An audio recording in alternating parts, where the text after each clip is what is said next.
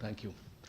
I'd like to really thank UNFPA and Dr. Babatunde for taking the leadership in this endeavor. My first really thanks goes to the people and the government of Japan. IPPF working in over 172 countries with a membership of 153 is grateful to Japan, but Japan was not just a donor. Way back in 1952 when we were established, it was a Japanese who was part of the 8 women who established, and Ms. Shizo Kano was one of the founding members. So our relationship goes back a long way with Japan. And today also, as TICAD is coming, I'm very grateful Dr. Abe, the Vice Foreign Minister for Parliamentary Affairs, is here, and we have just signed a strategic memorandum of understanding with the Japanese government to ensure that we work effectively together, particularly in Africa, but in a global way. And now coming to this TICAD conference, I've just with apologies for, we have 157 African civil society who are appealing to the African Union and to the Japanese government and to all the co-organizers to ensure that family planning is one of the components of the TICAD outcome and hope. We have managed to give, and the newspaper has published it, the Nikkei, so you can have a look at it in Japanese. And I would like, I have given the main sign for His Excellency, the Prime Minister of Japan, to Dr. Abe. But now I'm going to give to Dr. Tedros to give it to the chair of the AU, Mr. Haile Mariam, the Prime Minister of Ethiopia.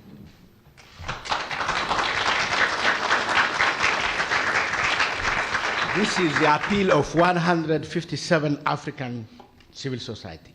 And as the civil society, Dr. Babatunde spoke last July 11th, and different partners, we had the FP 2020 conference, where many development partners with the UNFPA as a co-chair and Belinda and Bill Gates Foundation, and also the UK government of DFID. The objective of the FP 2020 is reaching out and serving 120 million additional women in family planning, precisely to reduce and by high margin the maternal mortality which Africa is suffering. And in other developing and emerging countries also in this region, for example, Indonesia. And this is going to be, we have what you call the reference group, which brings together the southern governments and UNFPA, the donors, and the civil society, so that there is a coordinated effort both at the national level, regional, and international level. In Africa, many governments have committed and were part of it. It's Ethiopia. Dr. Tedros was one of the prominent personalities who committed Africa. We have the commitment of Tanzania, Nigeria, Uganda, and many other countries, and Senegal, who have committed that they are going to be accelerating the implementation of family planning programs to reduce maternal mortality. With this, they have put national resources, the budget, at the country level for contraceptives and also for training of health personnel. And this also helps to ensure that the post-2015 agenda is going to be including precise targets and objectives related to family planning.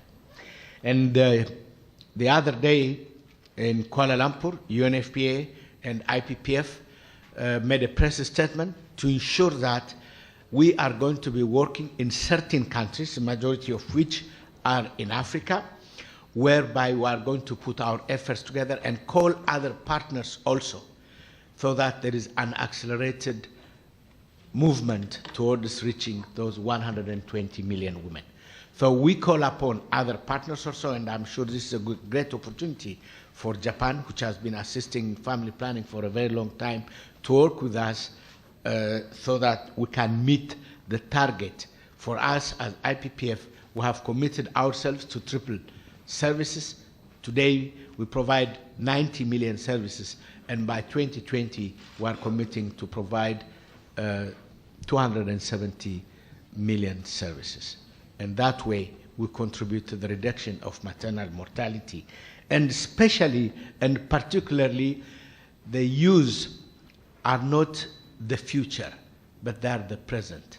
If we don't invest today in young people, in their education, in the care to prevent them from HIV/AIDS, early marriage, for the girls and boys to get education at that early stage, if we don't invest today in this young generation, our heritage will really bad for the next generation. We are living in a borrowed land. We have to give back this land safe, with security, with development and optimism to the next generation of leadership, and that it has to start today. Thank you.